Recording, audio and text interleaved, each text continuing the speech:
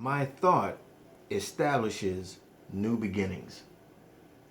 Hi everyone, Antonio Thornton, day number 31, January 31st of the 365 Science of Mind journey. Appreciate you guys being here and sticking around for a whole month. Wow, it feels like the year's almost over. But seriously, I am really grateful for you hanging in there with me. And if this is your first time watching, welcome. You got 30 other videos to watch. How about that? Well, anyway, this is a journey that I'm on, and I welcome you to take part in whatever way you feel will be beneficial for you, whether it's watching from time to time or following along every day, which would be awesome. But I want to make sure that this brings whatever value you have to gain from it. So, lesson number 31, my thought establishes new beginnings.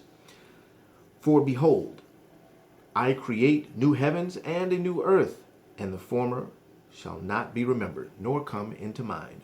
And that's Isaiah 65:17. And the text reads, nothing is ever twice alike.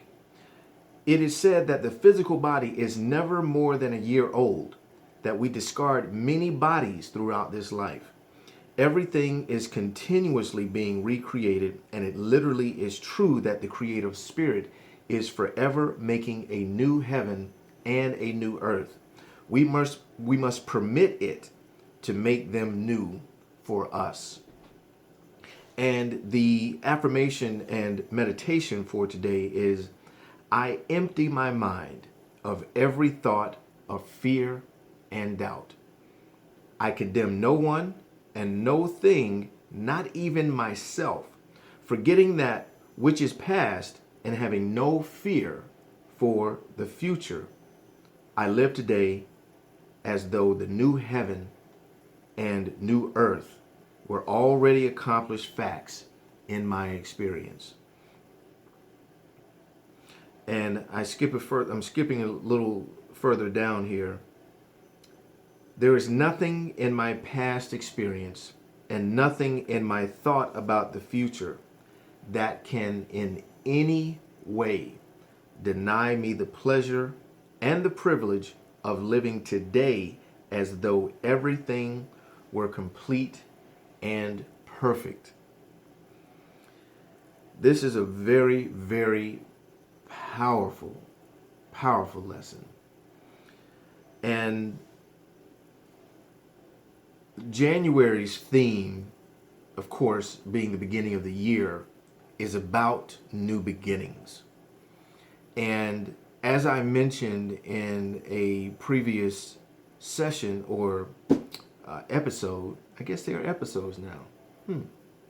In a previous episode, and as a matter of fact, I think it might have even been the day one, January 1 episode, where I talk about the idea of recognizing the energy of the new year from a calendar and astrological perspective, but also recognizing that in the broader scheme of things, it's really just an arbitrary day.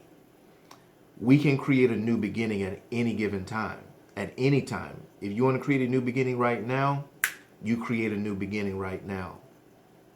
You don't have to wait until Monday to start your diet. You don't have to wait until you get your business off the ground to find a mate.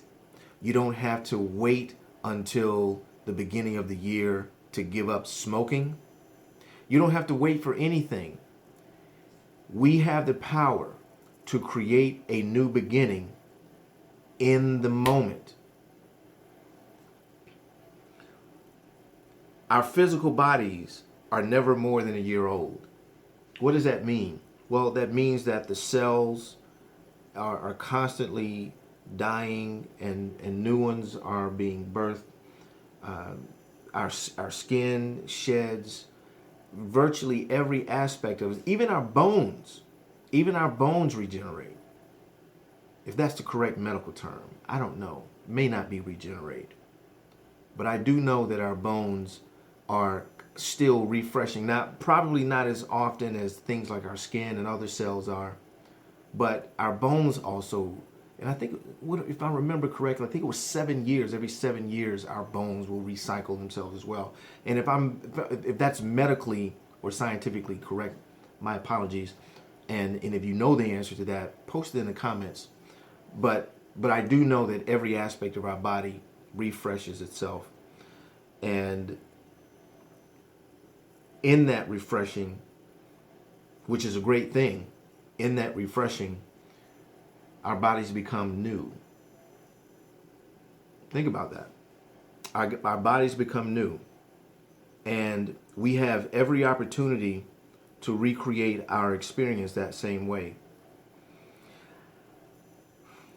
This may be a little bit longer episode. And I said I was going to try to keep these around 5 or 10 minutes, but I just run my mouth and I get these things up to around 14 minutes or so. This is definitely going to be one of the longer episodes, and I definitely encourage you to hang with me here. But there's this concept, this theory that I've really been thinking about as a result of a few different things, conversations I've been having, things that have gone on, and even television shows. I'm not a big television fan, but I have watched this Westworld. Wonderful, wonderful show. There's a lot of metaphysical and spiritual principles in that show. And beyond the wonderful writing and acting and the storyline, the metaphysical principles are just blatantly thrown throughout the entire show, and I love it. I love it. But I'm so thankful for that show, because one of the things that it talks about, without giving away the plot or anything, if you haven't read it, or I guess it's not a book, but if you haven't seen it,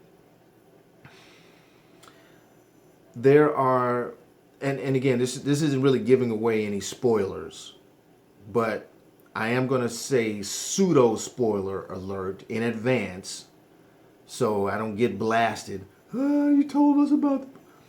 I don't think what I'm going to share with you is going to really give away anything.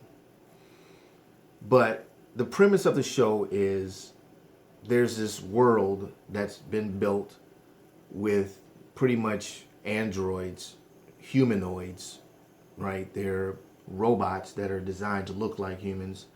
And then humans go into this world and interact with the robots in this world. And I'm saying robots, they call it something else in Westworld, but I'm saying robots because that's what they are, in essence. They interact with these robots, etc. And they're designed to be as lifelike and as human-like as possible. They even have opportunity to even kind of go off script sometimes. You know, they have scripts that they have to say back and forth, and they can go off script. They can ad-lib to a certain degree. But the whole premise of it is that they talk about a concept that is designed for these droids called loops. They write loops for these droids in order for them to function. And it got me thinking, what are the loops I'm operating from? What are the loops I'm at, me as a human being? Because I'm operating with a context, a collaboration, a cadre of loops. There are multiple loops that I am functioning from.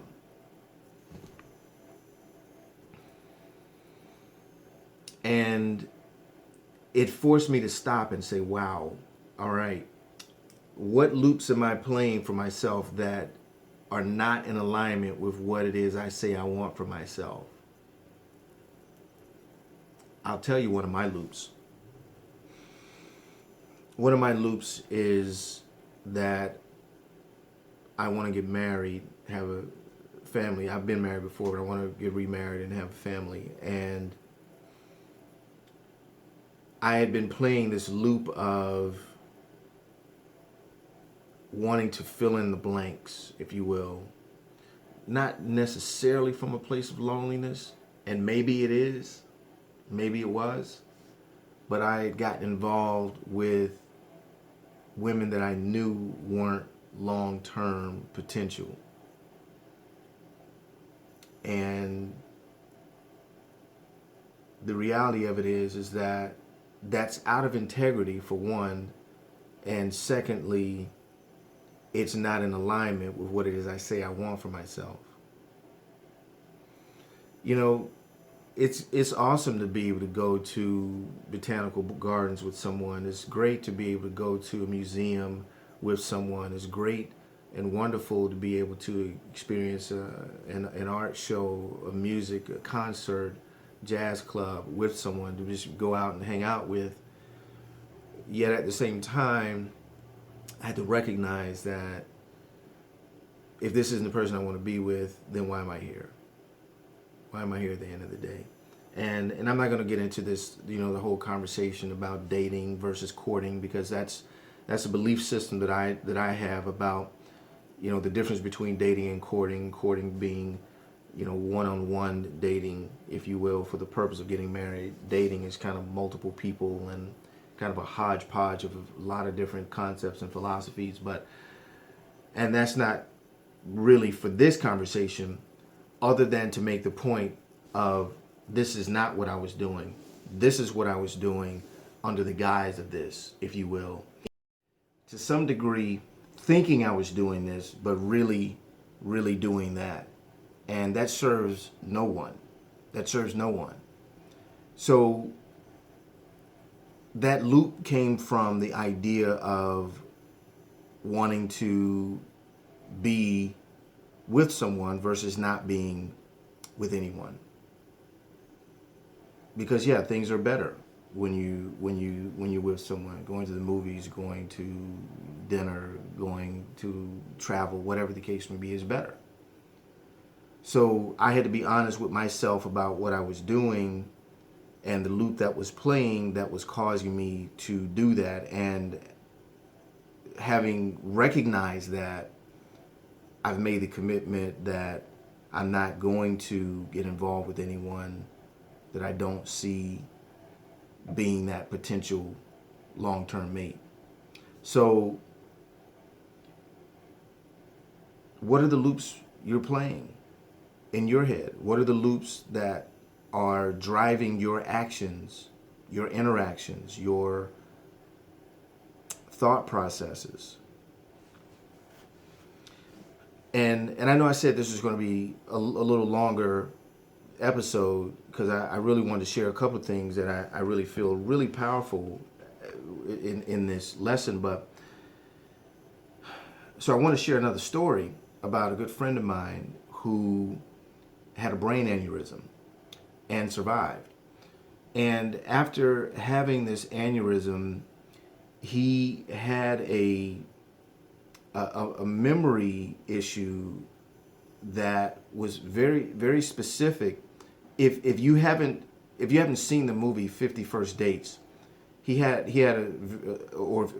you've seen the movie 50 First Date, he had a very similar situation where he would go to sleep at night, wake up in the morning, and pretty much everything was wiped clean, almost, for the most part. I mean, he was just like, where am I? Who am I? Why am I in this room? What's happening? That type of thing. And if you haven't seen 50 First Dates, another spoiler alert, all right? 50 First Dates, and that movie's like 20 years old or something. So if you haven't seen it, too bad. It's spoiler alert, all right? So in the movie 50 First Dates, there's two main characters. It was Drew Barrymore and what's the other guy's name? It'll come back to me. Comedian. But anyway, he met this woman. They fell in love. She had an accident or something and had some type of brain injury where she would go to sleep at night, wake up in the morning, completely forget about everything. Forgot about her past, all, I think she remembered her dad or something, but, little things like that. But for the most part, her life was just kind of gone. And this became challenging, obviously, for him to be in a relationship with her because they had even gotten married. And, she would wake up in the morning screaming, who is this man I'm in the bed with? What's happened? Not having any idea what had gone on. So what he did to accommodate her was he made a tape, a VHS tape of, and that's how long ago this was. It was VHS. So I know this is old. So if it's spoiling the movie, too bad. But he made a tape and pretty much recreated her life. He showed, he would, I think at the beginning of the tape, he would say, hey, I'm trying to remember. Oh, that's what it was. She would wake up in the morning with a note on top of the VCR. She would play it, and then he would explain to her, hi, this is Adam Sandler. That's the guy's name, Adam Sandler. Anyway, back on track. Isn't it amazing how the brain works? Anyway, Adam Sandler, he would say, hey, I'm so-and-so. You're such and such. We're married. This is what happened to you. And this is why you don't remember anything. But watch the rest of this movie because it's going to fill in the blanks. So he kind of created this whole montage of her life and, them being married. And I think she even had a kid, if I'm not mistaken. She had a child.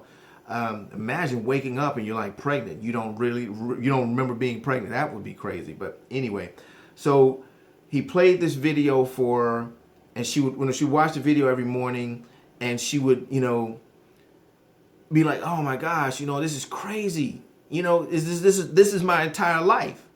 This is my entire life right here on this tape. And then when she would go out into, she would see him, see the dad and the kid and all this stuff, and she's like, oh my God, and then she'd have enjoy the day and then go to sleep, and then it starts over again. Well, anyway, all of that to say that was similar to what had happened to my buddy. And it got me thinking. It got me thinking about this, New Beginnings. It got me thinking about Westworld with the loops. And it got me thinking that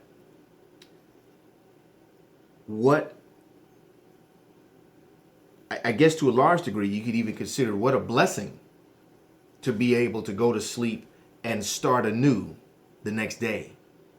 What a blessing to be able to do that.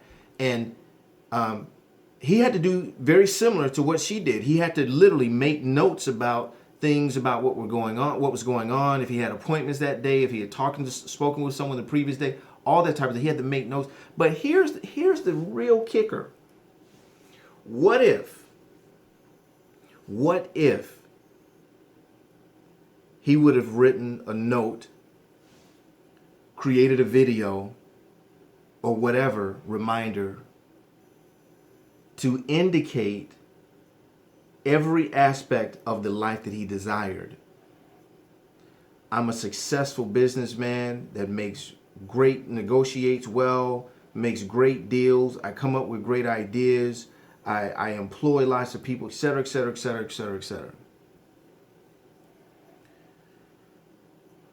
What if you knew nothing about who you were, only to find out that who you are is this amazing, amazing person? People love me. People treat me with kindness. People give me the things I need, the resources I need, etc., etc. I'm a loving whatever. What an experiment. What an experiment for us to take into our lives, because the reality of it is, it's not a what if. It's a when. When are you going to do that? New beginnings.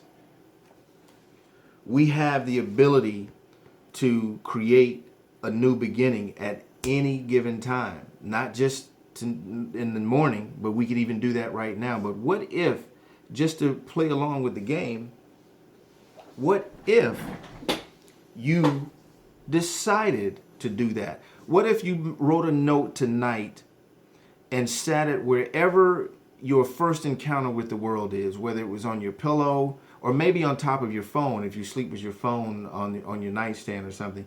What if you had a note on your phone that said, "Who are you? Who are you?" Question mark. And it forced you, it immediately forced you to stop whatever loops you were going to play about yourself and create whatever new loops you want for yourself. Think about that. Think about that for a moment. I wake up in the morning from a sound sleep. I see a note that says, "Who are you?" I'm a successful businessman. I'm a wonderful dad. I'm a loving partner and mate, etc., etc., etc. And those are the loops I can create moving forward. Realize how powerful that would be for you? Because that's exactly what you're doing now. You're just playing the same loops over every morning. That's all you're doing. You're playing the same loops. Now you could choose new loops. My thought establishes new beginnings. Let me read the first couple of sentences from the affirmation and meditation again. I empty my mind of every thought of fear and doubt. I condemn no one and no thing, not even myself. Not even myself. What loops are you playing that condemn you on a daily basis? On every day you wake up, what loop are you playing that condemns you? And listen to this next sentence. Listen to this next sentence. Forgetting that which is past and having no fear for the future, I live today as though the new heaven and new earth were already accomplished facts in my experience. Oh my gosh. Woo! Let me read that again. Okay. I empty my mind of every thought and fear and doubt, right? So that's the going to sleep, right? We go to sleep, we empty our minds of all fear and thoughts, not condemning anyone, not even ourselves, meaning letting go of all loops, letting all that stuff go. And then here is, metaphorically, of course, speaking, here's the waking up the next morning. Forgetting that which is past, forgetting that which is past, and having no fear for the future, I live today as though the new heaven and the new earth were already accomplished facts in my experience. Wow. Wow. What a gift, what a blessing that we have in this lesson, that we can create a new beginning right now. Right now. Right now.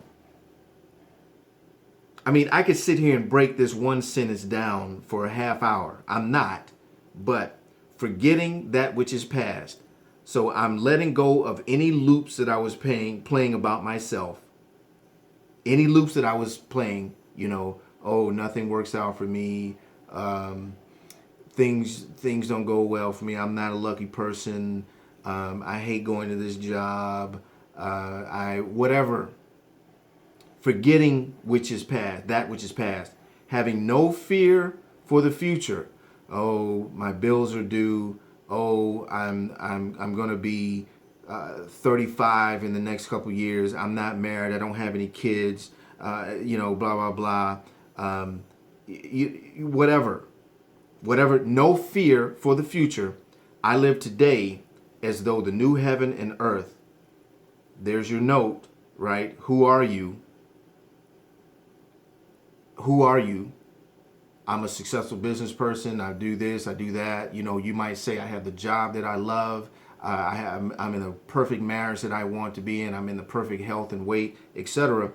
I live today as though the new heaven and earth were already accomplished facts in my experience. So when you're creating that new loop, it's not, I'm going to be successful, I'm going to find a mate, I'm going to blah, blah, blah. I am the person who attracts people who love me. I am a wonderful mate. I am a great business owner. I have the job that I desire. And that kind of goes to, creating affirmations in the present tense and not the future tense. But this sentence is so freaking powerful. I live in harmony with people and with all situations around me. And I see, but listen, wow. I know, again, I know I said this is going to be a little longer episode here, and it is. And I hope to goodness that you can appreciate the powerful lesson here about creating a new you. I've already kind of addressed some of the practical applications of this lesson, but I'll just kind of recap and say, what is it and who is it that you feel you want to be? Write that down, and write it down in as much detail and specificity and conciseness as you possibly can. And what if you read that every single morning before doing anything else? Before meditating, before praying, before eating, before brushing your teeth, even before going to the bathroom, just the very first thing you woke up to was this 3x5 card, a note, whatever, that told you who you were, or who you are, rather. You woke up to this note telling you who you are. How powerful would that be? What shifts would you make? What different things would you do in your business? What different things would you do in your job? What different things would you do in your relationship? What different choices would you make as far as your health is concerned? What eating, what food choices would you make differently? What different things would you do with your children? What different things would you do with your friends and associates? What different things would you do in your faith? What different things would you do in your recreation? What would you do differently if the new heaven and earth were already accomplished facts in your life? Write those things down. Consider doing the phone thing, waking up in the morning, wherever you want to put the note. Consider trying that. And if that's not something you are open to doing, still get clear on who and what you want your life to look like, and make the decisions, make the choices that support that starting now. Starting now. Next week, if I'm not mistaken, is the first week of February. I think it's the first or the third week of February, where gym, gym memberships spike in January. Gym participation spikes in January, and it drops off by half, if I'm not mistaken. It's the first or the third week of February. If I'm not mistaken, it's the first or third week of February. I never go to the gym in January because it's just packed full of people who just aren't going to be there anymore. But I think it's next week where literally 50% of gym participation falls off. 50%. So that means half of the people who created these New Year's resolutions, no more than 30, 45 days in, they've already given up. 50%. 50% have given up by that time. And I think it's 80% by March or something like that. Bonkers. So, start anew. You have that ability, you have that gift, you have that power to start anew right now. What are the loops you're playing about yourself that are causing you to make the choices that you're making? And put it into those loops. Forgetting that which is past, and letting no fear of the future hold you back from anything you want. Powerful lesson, guys. Powerful lesson. Thanks for hanging with me. I know it's a little bit longer. As a matter of fact, I even had to cut the video in half. Something happened and I had to come back, and I'm going to be patching the video together. Again, getting better at this video editing software, but I had to patch the video together just to get this thing functioning, because my camera cut off here. But anyway, thanks so much for hanging with me during this lesson. Thanks so much for being around for 31 days. Tomorrow is February, which is the month of love, not just in the society, but also in 365 Science of Mind. February is all about love, and we're going to really look at love in a very different way than you may be used to. So let's get ready for a month of love in the month of February. This is a longer video, but still like it, of course, and share it if you've gotten some value from it, and also subscribe to the channel. Looking forward to seeing you guys on February 1st. Day number 32 is February 1. 365 Science of Mind. Antonio Thornton signing off. We'll see you guys tomorrow. Take care.